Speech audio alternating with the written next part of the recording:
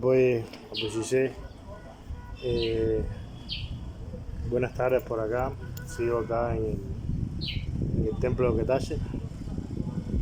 Y bueno, es un honor poder compartir nuestras humildes experiencias con todas aquellas personas que quieran escuchar.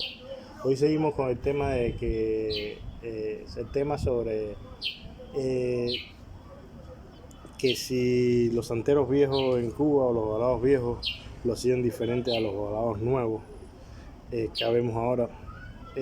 Realmente, relativamente, en lo personal no soy tan nuevo, porque tengo 44 años. Y bueno, no está hablando precisamente de mí, estamos hablando de todo en general, de los que practicamos el tradicionalismo, eso es lo que nos dicen. Y bueno, nosotros comenzamos nuestra práctica muy joven. Yo empecé con el palo afrocubano cuando tendría 12, 13 años, mi primer Ishefá. Y de iniciado de Ocha tengo veintitantos años. Y de Ifá también tengo más de 20 años. Entonces no somos tan nuevos.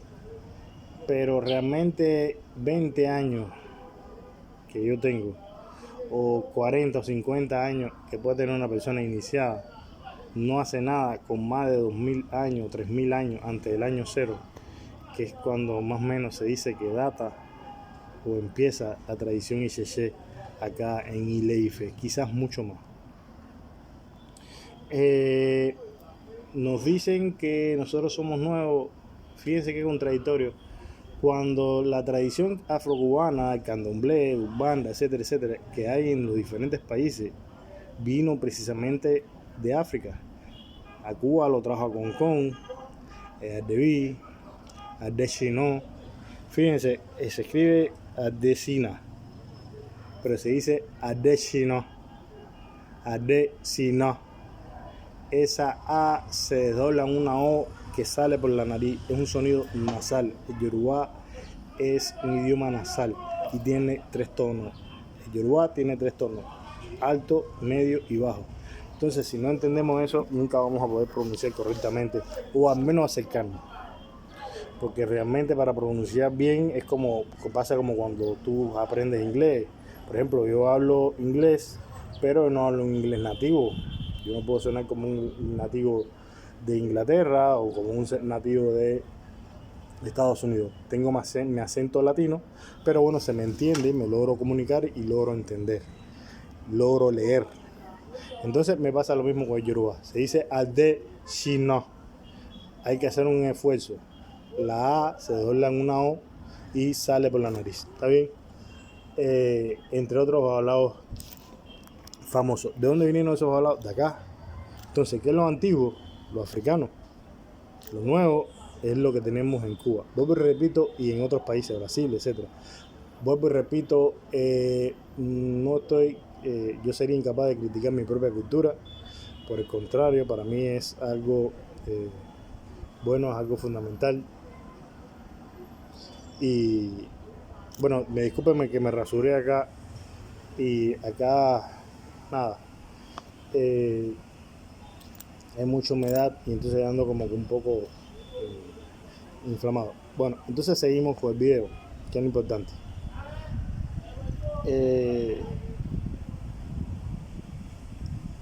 Como explicaba, miren, para mí hay un IFA de antes y otro IFA que tiene un después. Fíjense, ¿a qué me refiero?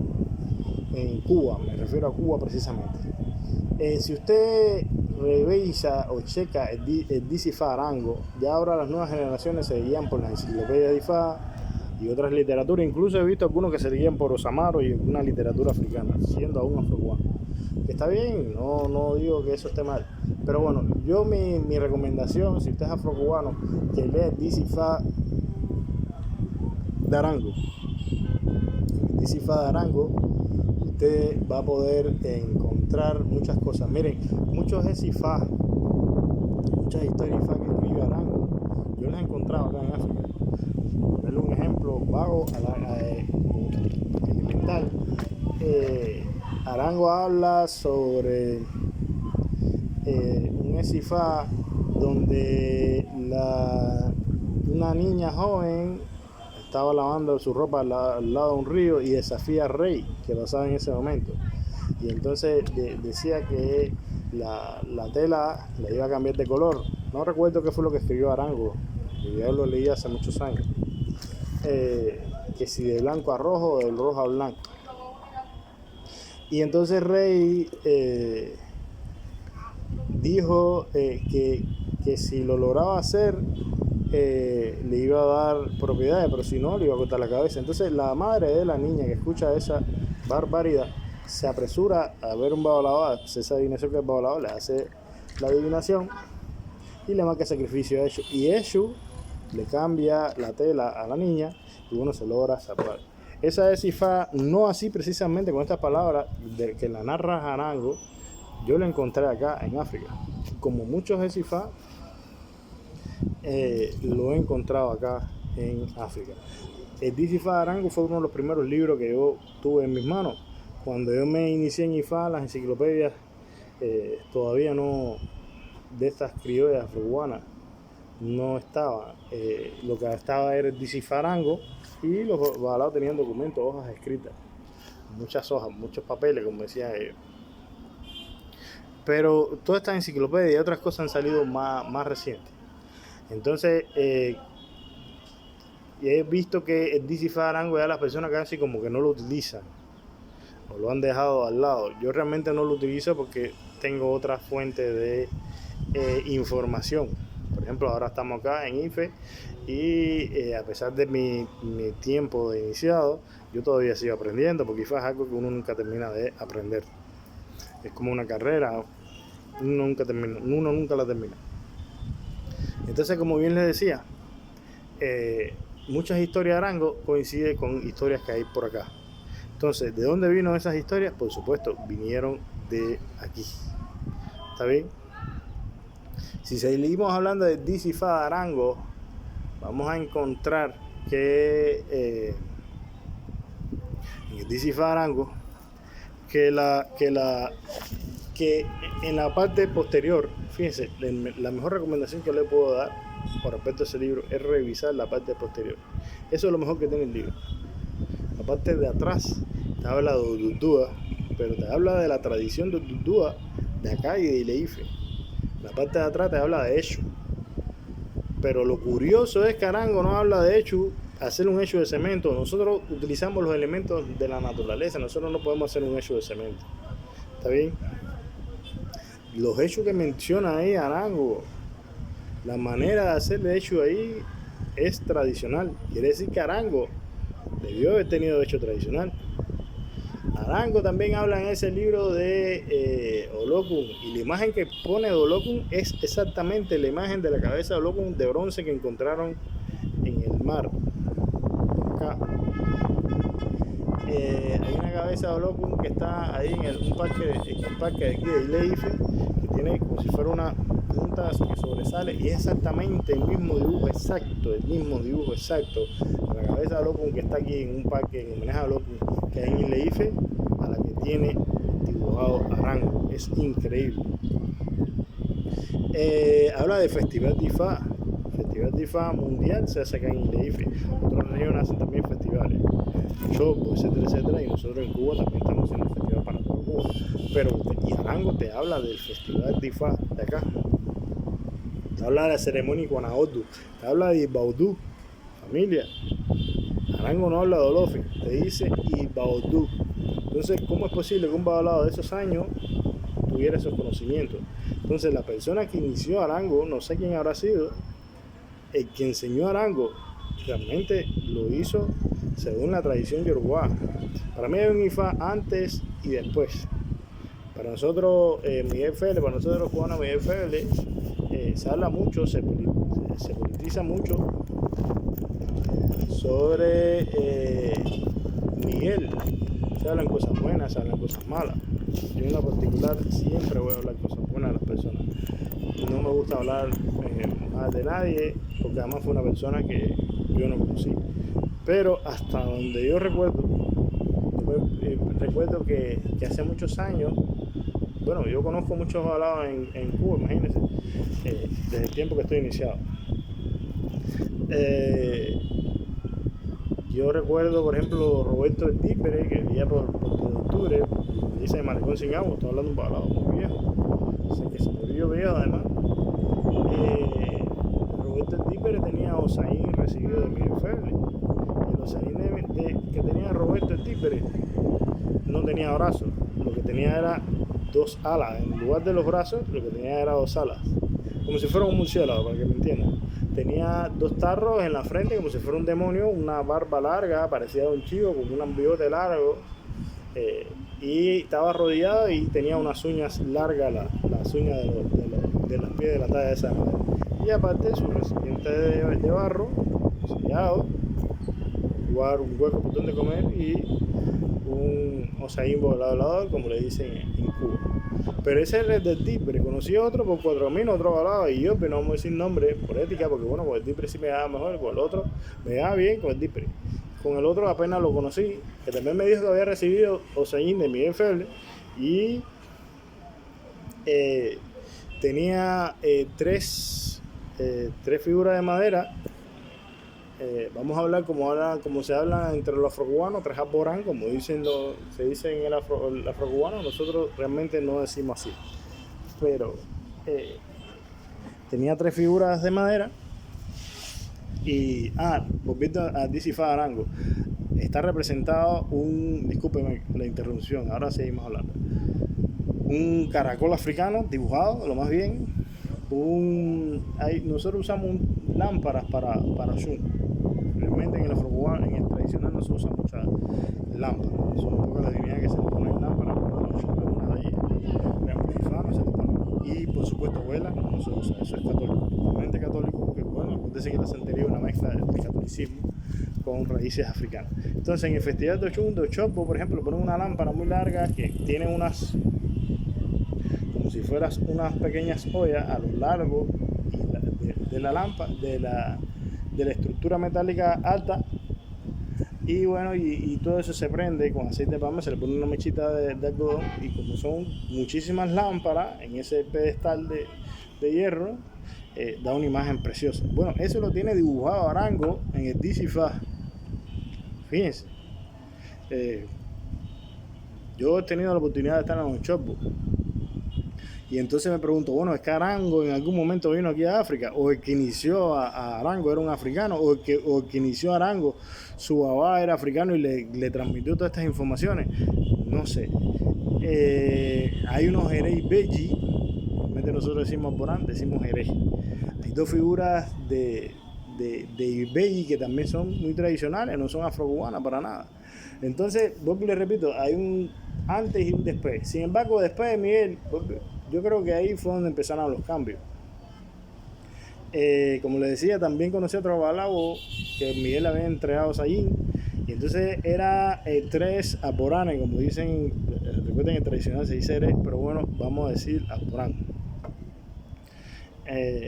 3 aporán de madera con una cazuela de barro con el mismo güiro. Conocí a otro que también tenía Sayín, que también de la familia que venía de Miguel Ferli, y entonces lo que tenía eran 3 güiros, 3 calabazas, bueno, no sé cómo se dice en Cuba para que se entienda, 3 güiros, una caca y las plumas, 3, y ya ese era el Osaín. Entonces cada vez que vi muchos holocos entregados por Miguel, vi diferentes otutúas entregados por Miguel, pero nunca vi una divinidad igual a la otra. Es lo que me llama la atención. O esa gente me estaba mintiendo y no había recibido la iconografía de Miguel, o Miguel cada vez que entregaba algo lo entregaba diferente. Entonces, si usted revisa también, además Ortica, el signo del difunto, que Dios lo tenga, que lo haya cogido, que los mares preserve su alma, ¿no? Para bien. Te dice que la isba, la calabaza, tener cuidado con la pronunciación, isba. Una vez puede ser calabaza, la otra es tiempo, y la otra es un tipo de fruta blanca que ellos tienen acá. Entonces todo lo que cambia es el tono. Entonces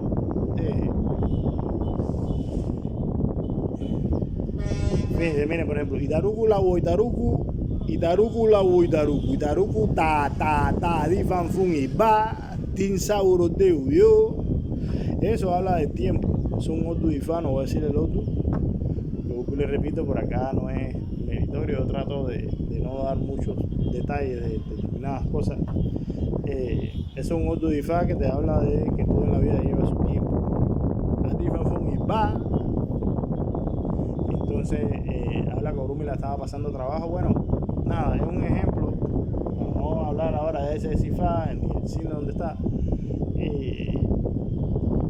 Y le mencioné, y va tiempo. No la calabaza, no la fruta. Entonces, bueno, vamos a hablar en español. En la Otica, una de las profesiones de Otica es precisamente la jícara, como dicen en Cuba. Nosotros acá en Yorubalandia le decimos calabash en inglés. Y bueno, en general, en inglés, en cualquier parte del mundo se dice calabash. Y bueno, como bien les narraba, en Otica es una provisión la calabaza. Entonces, la mayoría de los lugares aquí fuera y de IFE te hacen el esbo, se dice esbo, no se dice esbo, se dice el esbo con una calabaza. ¿No? Yo, por ejemplo, en Ochopo tienen la tendencia a buscar una calabaza grande y partirla en pedazos, y eso, una calabaza partida es que hacen el esbo. Pero al final es una calabaza igual. Pero en Oyo sí tienen la tendencia a buscar una calabaza pequeña, o lo que le dicen en Cuba una jícara, para hacer el esbo. Realmente aquí en IFE nosotros usamos otras cosas. Pero bueno, ese no es el punto. Y entonces a lo mejor Miguel, como en su signo de ser un tabú, utilizó el papel de cartucho para hacer o papel de traza, como quieran decir, para empezar a hacer sus expos. Y los demás que lo vieron haciendo expo con eso, como era tan famoso, empezaron a hacer expo también con papel, porque no lo siguieron, simplemente lo siguieron. No sé, son cosas, les repito, que infiero, porque mi generación es diferente. La generación de Roberto Dibre, que sí mencioné, sí era de Miguel Félix, compartió con Miguel Félix, aprendí de Miguel Félix y tenía muchas dignidades de Miguel Félix. Porque, vuelvo y le repito,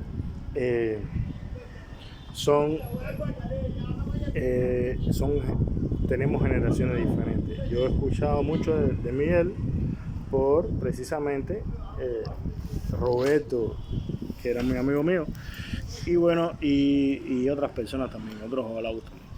Pero realmente no lo conocí personalmente. Éramos generaciones diferentes. Entonces, para mí hubo un cambio. Yo me acuerdo que Roberto Dibre, cuando dirigía los IFA en Cuba, lo hacía de una manera que no era tan complicada. Y ya después, con el tiempo, con los años, vi que los IFA empezaron a complicarse y a añadirle ceremonia en Cuba, y añadirle cada vez más ceremonias, y hoy por hoy un IFA afro-cubano es bastante largo. Entonces, vuelvo y le repito, son cosas que yo creo que el tiempo la ha ido modificando. Esta tradición en general, esta tradición africana, una de las cosas que ha hecho que se adapte, ¿no? Porque al final sobrevivió al colonialismo español. Y bueno, y en Cuba, en algún momento determinado por política, también se prohibió, ya después con el gobierno cubano, se prohibió la práctica de cualquier tipo de religión, era muy mal visto. Aún hoy por hoy hay personas que se esconden para hacer sus prácticas y, por ejemplo, no usan collares, etcétera, porque lo ven es más visto. Pero sí, en Cuba hubo un tiempo que le llamaban UMA, si mal no recuerdo, y no podías ir entonces a la universidad, no podías a trabajar, la gente tenía sus cosas escondidas, porque imagínense, existían muchísimas prohibiciones al respecto. Y bueno, y después se liberó un poco, pero bueno, siempre se quedó ese estigma. Y bueno, al final yo creo que estas tradiciones han sobrevivido precisamente por la capacidad que tiene de adaptarse y moldearse. Y desde el punto de vista transcultural, poder pasar de una generación a la otra. Acá tampoco tenemos que ser sinceros, tampoco es tan ortodoxo. Por ejemplo, los altares de Eshu antiguamente eran adornados, eran hechos con hojas de palma de Dikin, igual que el Dogun. Ya hoy por hoy ellos lo hacen de cemento. El altar, no el orisa, no el urumole, no la divinidad. Eshu, la representación principalmente de Eshu es en Ñangui. En otros lugares puede haber madera, etcétera, etcétera, pero es en Ñangui. Entonces nosotros no utilizamos cemento para confeccionar ninguna divinidad, porque para nosotros las divinidades son tan relacionadas con la naturaleza, y al primer momento que le ponen cemento es algo inventado por el hombre y recientemente. Hablando, cuando esta tradición comenzó no existía el cemento, simplemente no existía. Entonces respetamos a las personas que tienen hecho de cemento y otra iconografía, o locum de cemento, etcétera, o duda de cemento, en fin. Lo respetamos, que sellan con cemento sus cosas, pero realmente es diferente en la tradición yoruba. La tradición yoruba siempre busca lo más natural. ¿Está bien? Entonces son reflexiones que quiero hacer llegar para que no sigan diciendo, vuelvo y repito, que lo nuestro, que el tradicionalismo es lo nuevo y que el afrocubano, los santeros, los afrocubanos viejos son lo que valen porque eran viejos. No.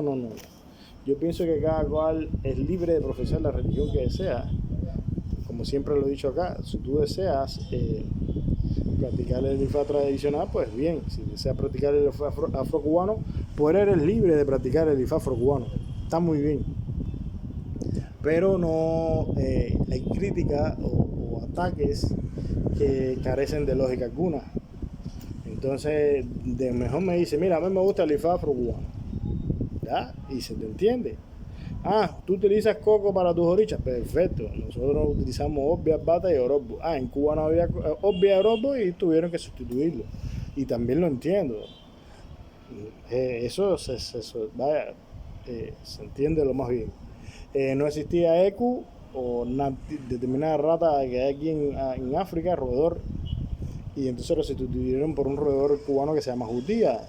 El Bayer ahora entró con las clarias chinas estas que empezaron a introducir, el gobierno cubano empezó a introducir clarias chinas en Cuba y ahora tienen Bayer. Pero en mi época, cuando yo empezaba en todo esto hace muchos años, lo que utilizaban era tilapia ahumada. Y se entiende también porque no había Bayer. Y así sucesivamente, hay muchas cosas que bueno, que precisamente ese cambio, el uruqueré, por ejemplo, de acá se hace de cola de vaca. Por supuesto, en Cuba la vaca era un animal sagrado, yo creo que lo sigue siendo. Y entonces, entendemos que cambiaron la cola de vaca por la cola de caballo. Y bueno, pues repito, todas esas cosas hicieron precisamente que hoy por hoy todavía sobreviviera la tradición en Cuba, y está bien. Entonces nada, eran reflexiones. Lo invito a que chequen el DC Farango, que es cubano, no es una literatura tradicional, pero sobre todo en el final van a encontrar muchas imágenes que son tradicionales, de iconografía que son puramente tradicionales. Van a encontrar escritos que son también tradicionales, y bueno, ahí tienen el Dicifá, que es una literatura afrocubana, no fue escrito por nadie que sea tradicionalista, ni mucho menos, muy antigua, y para mí es un buen libro de referencia. Por lo demás, espero que esta comunicación, esta conversación, este diálogo sea esclarecedor, y para nada estamos tratando de litigar. Nosotros todo lo que decimos es buscando la lógica, ¿no? Porque bueno, sobre todas las cosas nosotros tuvimos la oportunidad de estudiar y siempre he tratado de buscar la lógica de las cosas, no decir las cosas porque sí o porque así son. No. Yo creo que la lógica es lo fundamental. Por lo demás, el labor, muchas bendiciones a todos, cosas buenas. Acheo, gracias por ver nuestros videos.